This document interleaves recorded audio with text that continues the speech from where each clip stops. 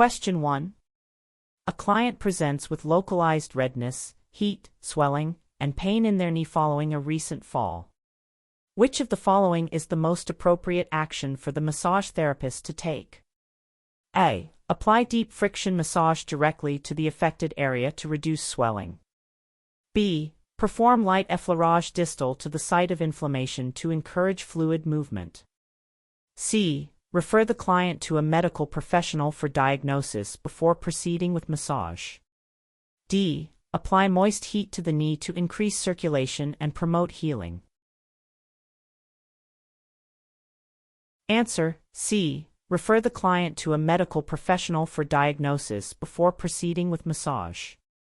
This question tests your understanding of acute inflammation and the importance of recognizing contraindications, with redness, heat, swelling, and pain being key indicators of an acute inflammatory process. When a client presents with signs of acute inflammation, especially after a recent injury like a fall, it is an absolute contraindication for massage to that specific area until a medical diagnosis rules out serious injury or infection. Applying heat or direct massage techniques could worsen the condition or cause further damage. For example, if a fracture or severe sprain is present, massage could impede healing. Always remember, if you suspect a serious underlying condition, referring out is the safest and most ethical course of action for both the client and your practice. Question 2. Which of the following muscles is primarily responsible for hip flexion? A. Gluteus maximus. B. Hamstrings. C. Iliopsoas. D. Quadriceps femoris. Answer: C. Iliopsoas. This question assesses your knowledge of muscle actions, specifically focusing on hip flexion, which is the movement of lifting the knee towards the chest. The iliopsoas, a powerful combination of the psoas major and iliacus muscles, is the primary and most significant muscle group responsible for this action. While the rectus femoris, part of the quadriceps, also contributes to hip flexion, the iliopsoas is the main mover, whereas the gluteus maximus extends the hip and the hamstrings primarily flex the knee and extend the hip. For example, when you do a sit-up or bring your leg forward to kick a ball, the iliopsoas is actively engaged. Remember that the iliopsoas is the primary hip flexor and is often implicated in low back pain due to its deep attachments. Question 3. During a client intake, a client expresses discomfort with removing all clothing for a full-body massage.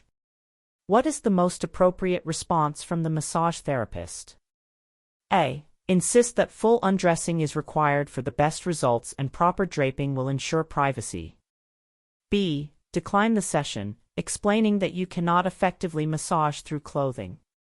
C. Educate the client about draping techniques and offer options for clothing removal that respect their comfort level. D. Suggest that the client might be more comfortable with a partial massage focused on accessible areas like the head and neck. Answer: C. Educate the client about draping techniques and offer options for clothing removal that respect their comfort level. This question tests ethical practice and client communication, with the key phrase discomfort with removing all clothing highlighting the need for sensitivity and flexibility. A professional massage therapist must prioritize client comfort and autonomy, explaining the draping process thoroughly and offering options such as remaining partially clothed, if the massage can still be effectively delivered. It is essential to educate clients about draping to build trust and ensure they feel safe and respected throughout the session, rather than forcing a standard or declining service without offering alternatives. For instance, a client might prefer to keep underwear on, or you might offer a massage technique that can be performed over clothing, like shiatsu, if that is within your scope. Always remember to prioritize consent and comfort while maintaining professional boundaries. Question 4. Which of the following is an absolute contraindication for receiving any massage therapy? A. Moderate hypertension managed with medication. B. Unexplained fever, nausea, and vomiting. C. Localized muscle soreness from recent exercise. D. Pregnancy in the first trimester. Answer B. Unexplained fever, nausea, and vomiting. This question assesses your understanding of absolute contraindications, with unexplained fever, nausea, and vomiting pointing to a systemic illness or infection. When a client presents with symptoms like fever, nausea, and vomiting that are not diagnosed or explained, it indicates a potential contagious condition or serious underlying health issue that could be exacerbated by massage or pose a risk to the therapist. Massage should be postponed until the client has recovered or received medical clearance to prevent the spread of illness and ensure the client's safety. For example, massaging someone with an active flu might worsen their symptoms or infect the therapist. Always remember to prioritize the health and safety of both the client and yourself by postponing sessions for acute, systemic illnesses. Question 5. A massage therapist is working with a client who reports sharp, shooting pain radiating down their leg when sitting for prolonged periods. Which nerve is most likely being compressed? A. Femoral nerve. B. Sciatic nerve. C. Obturator nerve. D. Peroneal nerve. Answer B. Sciatic nerve. This question tests your anatomical knowledge and understanding of common nerve compression patterns, with sharp, shooting pain radiating down their leg when sitting for prolonged periods being a classic description of sciatica. The sciatic nerve, the largest nerve in the body, originates from the lower spine and travels down the back of the leg, making it susceptible to compression from conditions like piriformis syndrome, herniated discs, or prolonged sitting. Compression of the sciatic nerve commonly causes pain, numbness, or tingling that can extend from the buttock down the leg. For example, clients often describe the sensation as an electric shock down the back of the thigh. Always associate radiating leg pain, especially with prolonged sitting, with potential sciatic nerve involvement. Question 6. During a massage session, a client asks the therapist for advice on which dietary supplements to take for their chronic fatigue. What is the most appropriate response? A. Recommend a few popular supplements known to boost energy. B. Suggest they consult with a registered dietitian or physician for dietary advice. C. Share personal experiences with supplements that have helped the therapist. D. Advise them to increase their water intake and get more rest. Answer B. Suggest they consult with a registered dietitian or physician for dietary advice. This question addresses the scope of practice and ethical boundaries, with the keyword advice on which dietary supplements to take clearly falling outside a massage therapist's expertise. Massage therapists are not licensed to provide nutritional counseling, diagnose medical conditions, or prescribe supplements, as this is the domain of medical professionals or registered dietitians. Offering such advice could be harmful to the client and places the therapist at legal risk. For example, recommending a supplement might interfere with a client's medication or worsen an undiagnosed condition. Always remember to stay within your professional scope of practice and refer clients to appropriate healthcare professionals when their needs extend beyond massage therapy. Question 7. Which massage stroke is characterized by rhythmic percussion, often used to loosen phlegm in the lungs? A. Effleurage. B. Petrissage. C. Tapotement. D. Friction. Answer C. Tapotement. This question specifically asks about a massage stroke's characteristics and its application, with rhythmic percussion and loosen phlegm in the lungs being the key identifiers. Tapotement, also known as percussion, involves rhythmic striking or tapping movements performed with the hands in various shapes, such as cupping, hacking, or pounding. It is primarily used to stimulate circulation, invigorate tissues, and, most notably, to loosen respiratory secretions for easier expectoration in conditions like cystic fibrosis or bronchitis. For example, therapists often use cupped hands on the back to create a vibration that helps dislodge mucus. Remember that tapotement is the percussive stroke used for stimulation and loosening congestion. Question 8. A client has a history of deep vein thrombosis, DVT, and is currently on anticoagulant medication. Which of the following is the most important consideration for their massage session? A. Apply firm pressure to areas where DVT previously occurred. B. Avoid all massage therapy due to the risk of dislodging a clot. C. Obtain medical clearance and avoid vigorous techniques, especially near the affected area. D. Focus primarily on passive range of motion exercises. Answer: C. Obtain medical clearance and avoid vigorous techniques, especially near the affected area. This question tests your knowledge of specific medical conditions and their implications for massage, with deep vein thrombosis, DVT, and anticoagulant medication indicating a high-risk client. While active DVT is an absolute contraindication for massage due to the risk of dislodging a clot, a history of DVT, especially if the client is on medication, requires medical clearance from their physician. Even with clearance, vigorous techniques and deep pressure, particularly near the affected area, should be avoided as a precaution to prevent any potential reoccurrence or complications related to increased circulation. For example, if a client has a history of DVT in their calf, you would use very light, superficial strokes or avoid the area altogether. Always seek medical clearance for clients with a history of DVT and exercise extreme caution to ensure safety. Question 9. When performing a postural assessment, a massage therapist observes that a client's right shoulder is elevated compared to their left. This finding suggests potential tightness in which muscle group on the right side? A. Pectoralis major. B. Latissimus dorsi. C. Upper trapezius and levator scapulae. D. Rhomboids. Answer: C. Upper trapezius and levator scapulae. This question assesses your understanding of postural analysis and the muscles responsible for specific imbalances, with right shoulder is elevated being the key observation. The upper trapezius and levator scapulae muscles are the primary elevators of the scapula, shoulder blade, and tightness in these muscles commonly leads to a visually elevated shoulder. While other muscles might contribute to shoulder position, these two are directly responsible for lifting the shoulder blade. For example, prolonged desk work or carrying a heavy bag on one shoulder can often lead to overactivity and tightness in these specific muscles, resulting in a hiked shoulder.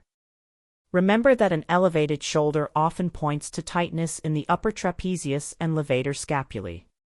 Question 10. Which of the following best describes the primary effect of effleurage? A. Deep muscle lengthening and facial release. B. Superficial warming and relaxation, preparing tissues for deeper work.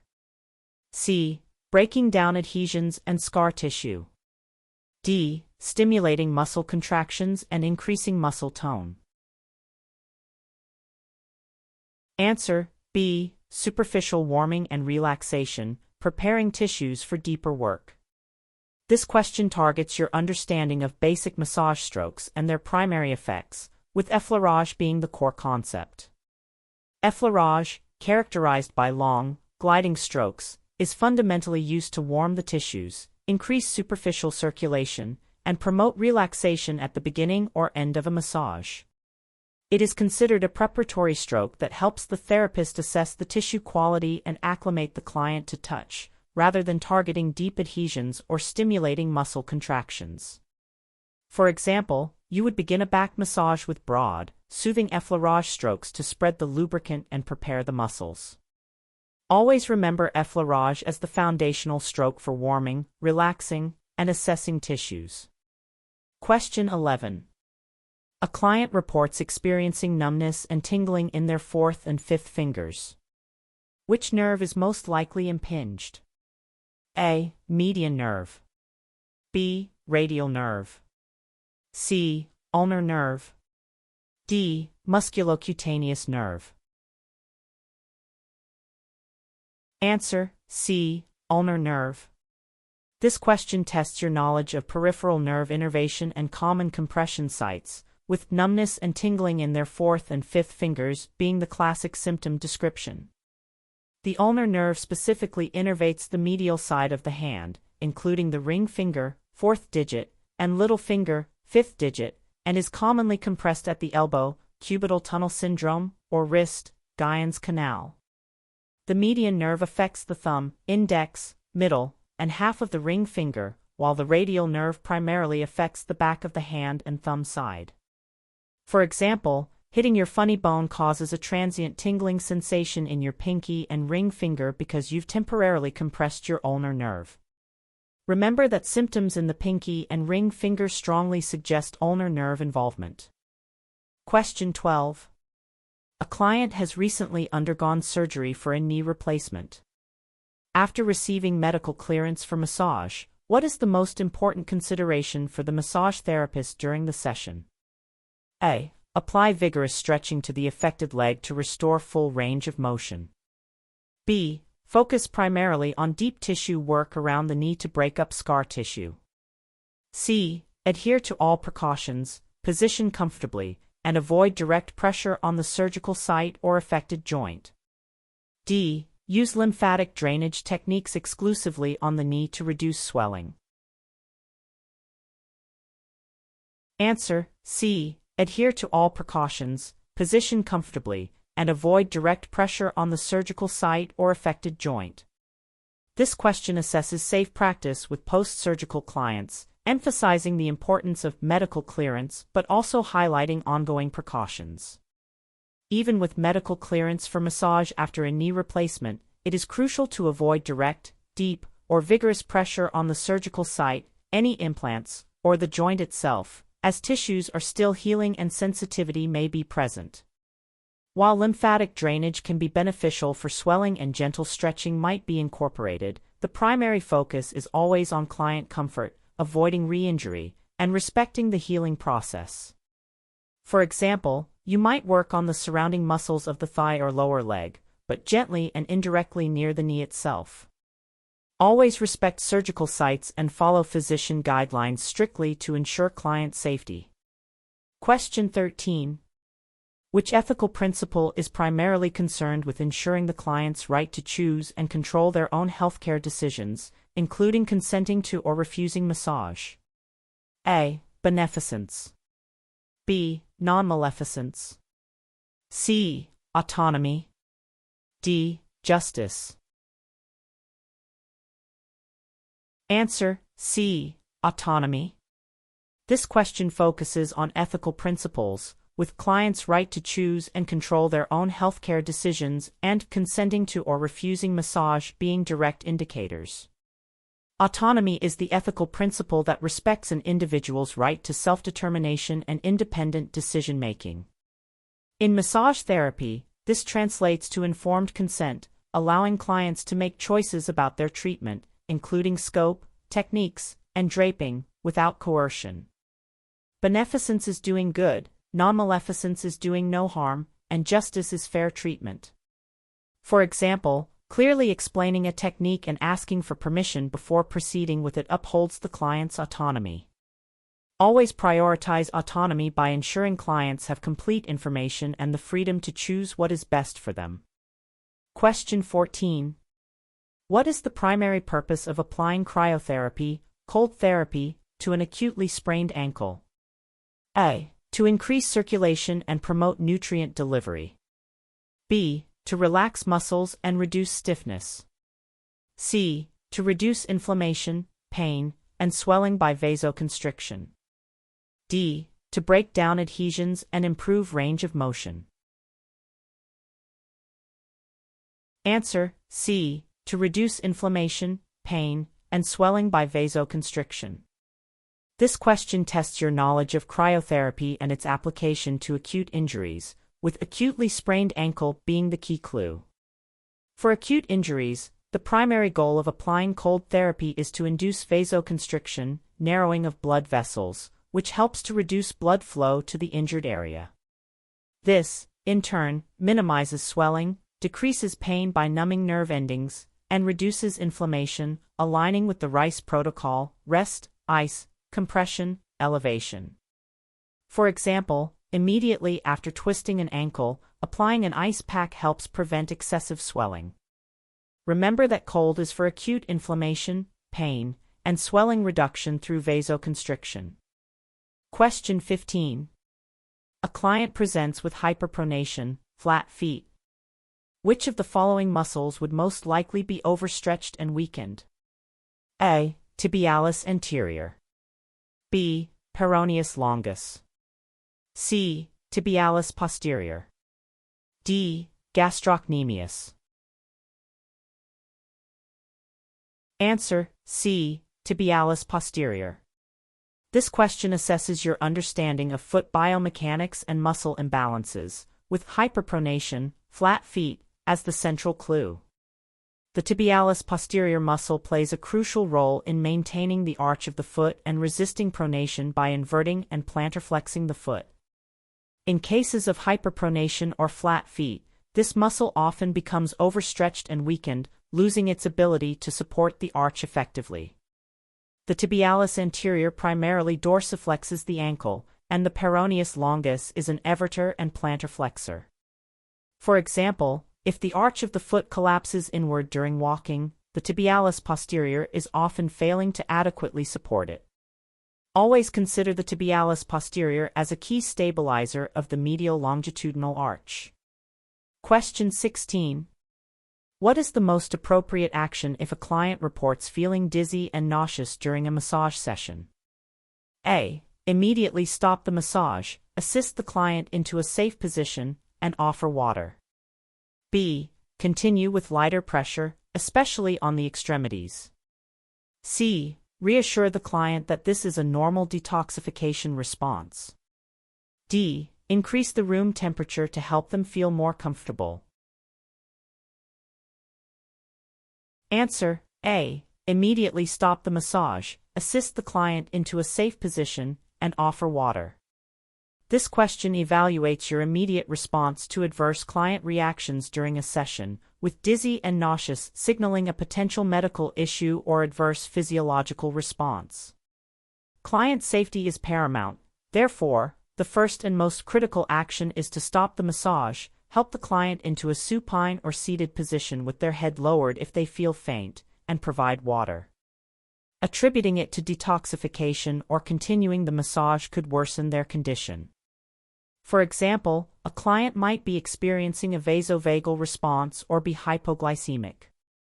Always prioritize stopping the session and ensuring the client's immediate safety and comfort if they report feeling unwell. Question 17.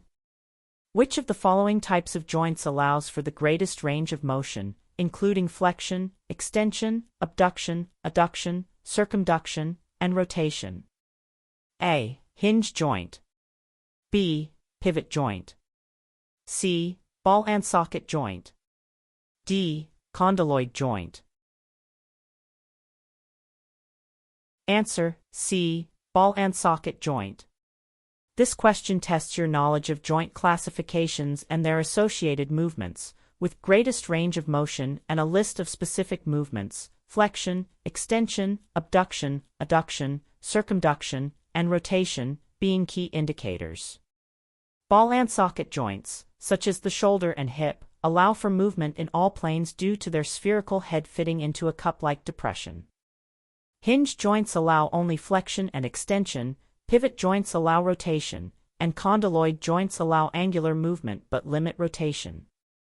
For example, the wide range of motion you have when rotating your arm to throw a ball is possible because of the shoulder's ball and socket joint. Remember that ball and socket joints provide the most versatile movement capabilities. Question 18. A massage therapist notes that a client's medial epicondyle is unusually tender and swollen. This suggests a potential issue with which area? A. Lateral elbow. B. Golfer's elbow. C. Tennis elbow. D. Shoulder impingement. Answer: B. Golfer's elbow. This question assesses your anatomical and pathological knowledge, with medial epicondyle is unusually tender and swollen being the direct clue.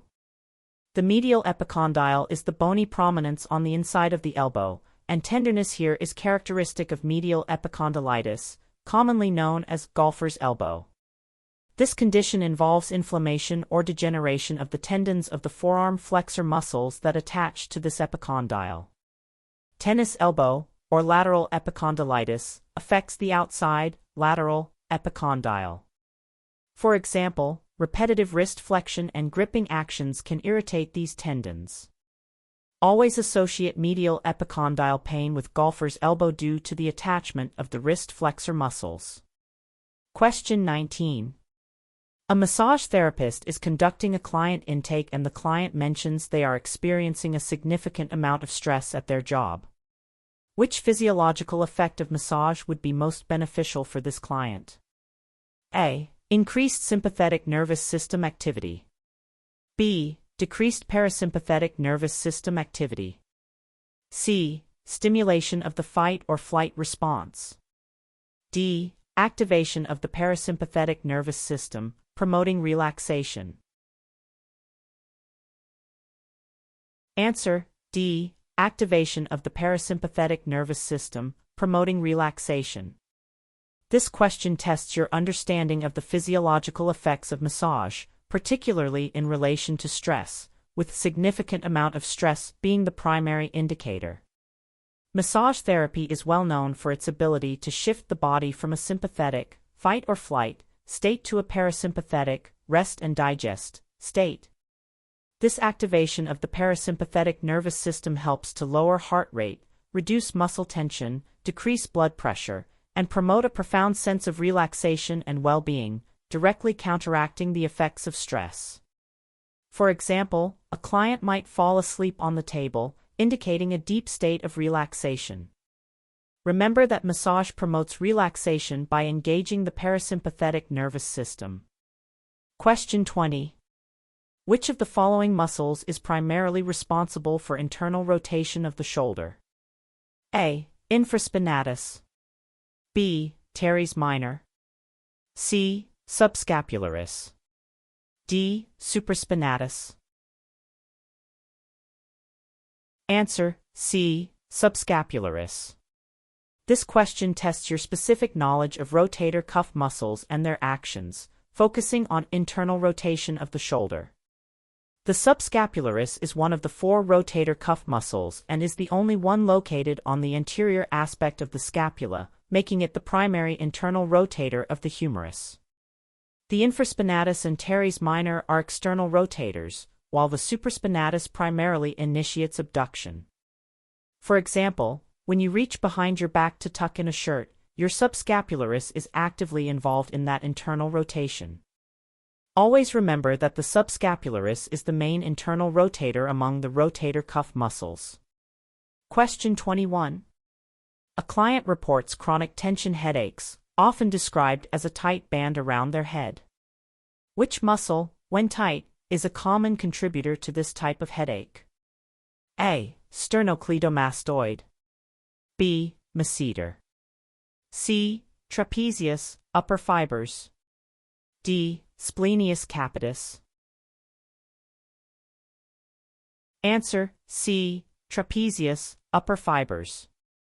This question assesses your understanding of trigger points and common headache patterns, with chronic tension headaches and tight band around their head being classic descriptors. The upper fibers of the trapezius muscle, which originate from the occipital bone and cervical vertebrae and insert onto the shoulder, are a very common source of tension headaches when they become tight or develop trigger points. Tension in these fibers often radiates up the neck into the scalp and temples, creating that band-like sensation. For example, prolonged computer work or stress can lead to significant tightness in the upper traps, causing these headaches. Remember that the upper trapezius is a frequent culprit in tension-type headaches. Question 22.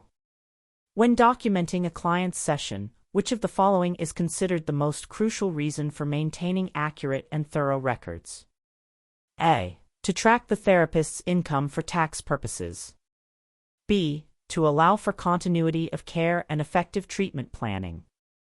C. To justify the session duration to the client.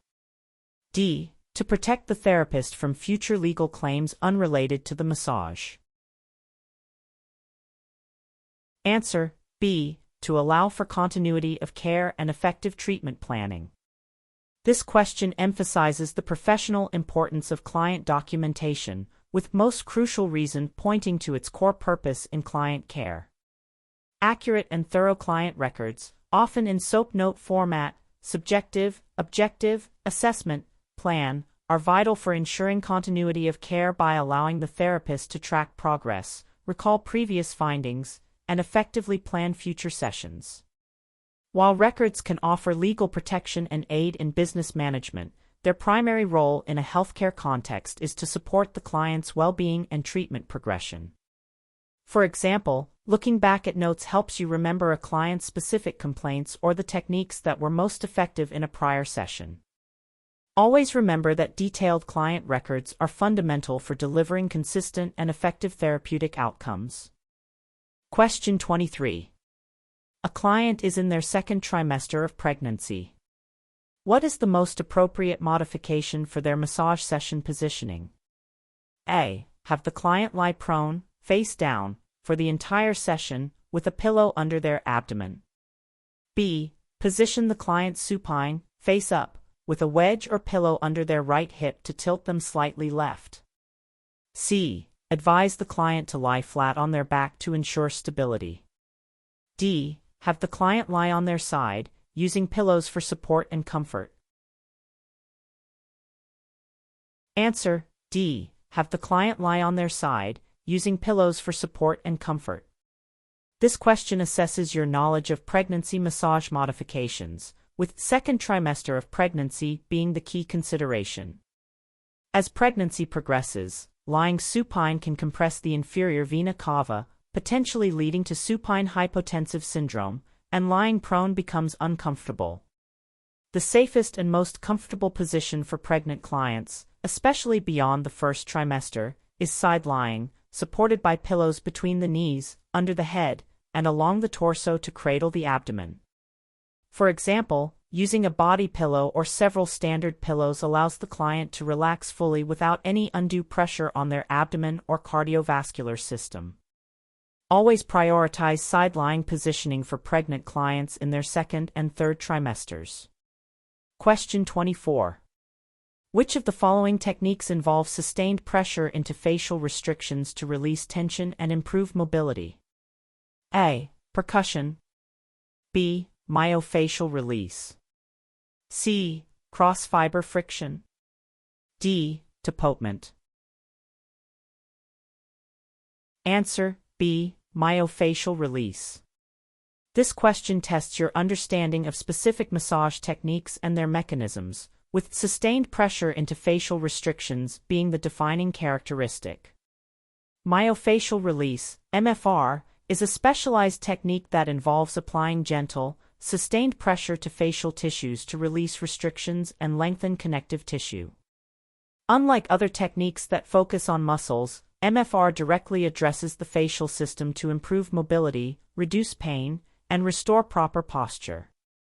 Percussion and tapotement are rhythmic striking, while cross-fiber friction works on adhesions in a specific area. For example, a therapist might hold sustained pressure on a tight band of fascia in the back until a release is felt. Remember that sustained pressure on fascia points to myofascial release. Question 25. A client arrives for a massage with a recent, untreated burn on their arm. What is the most appropriate action for the massage therapist? A. Massage around the burn to promote healing in the surrounding tissues. B. Apply cold packs directly to the burn to reduce pain and inflammation. C. Postpone the massage session until the burn has healed and received medical clearance if necessary. D. Apply a light, unscented lotion to the burn to keep it moisturized during the massage. Answer: C. Postpone the massage session until the burn has healed and received medical clearance if necessary. This question addresses a clear contraindication for massage, with recent, untreated burn being the critical piece of information.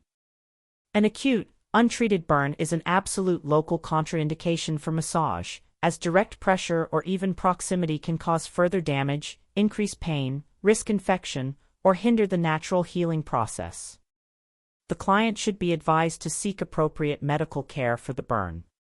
Even after initial healing, medical clearance might be needed, especially for severe burns. For example, trying to massage near a healing second-degree burn could break blisters or introduce bacteria. Always prioritize client safety by postponing sessions when acute, open, or untreated wounds like burns are present.